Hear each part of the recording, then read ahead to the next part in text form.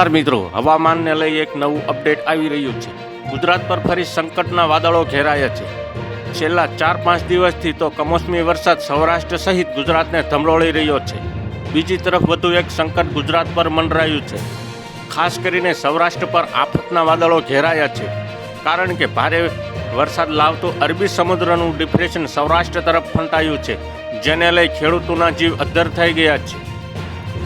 ભારે વરસાદથી તૈયાર પાકોનું ધનોતપણોત થઈ ગયું છે, ત્યારે થોડો ઘણો પાક હાથમાં આવે તેવી ખેડૂતોની આશા પર પાણી ફરી વળે તેવું સંકટ ગુજરાત તરફ આવી રહ્યું છે।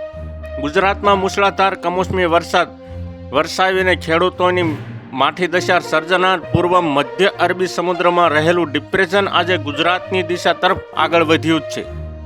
આ ડિપ્રેશન વેરાવળથી 570 કિમીની અંતરે હતું અને મંગળવારે સાંજના અહેવાલ મુજબ તે 480 કિમી દૂર હતું। એક જ દિવસમાં આશરે 100 કિમી નજીક આવ્યું છે। વળી આ ડિપ્રેશન સાથે ગુજરાતના પડોશી રાજ્ય રાજસ્થાન ઉપર સાયક્લોનિક સર્ક્યુલેશન સર્જાયું છે।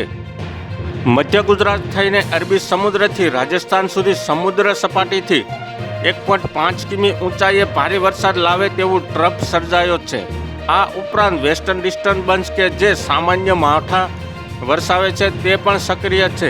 આમ ગુજરાતમાં માવઠાની માઠી દશા હજુ યથાવત રહેશે। તો હાલ અત્યારે આટલું જ। મળીશું નવી અપડેટ ને નવા સમાચાર સાથે। વિડીયોને એક લાઇક કરી દેજો, ચેનલને સબસ્ક્રાઇબ કરી બાજુમાં આવેલા બેલ આઇકનને દબાવી દો, જેથી જ તમને આવા સમાચારોની અપડેટ મળતી રહે।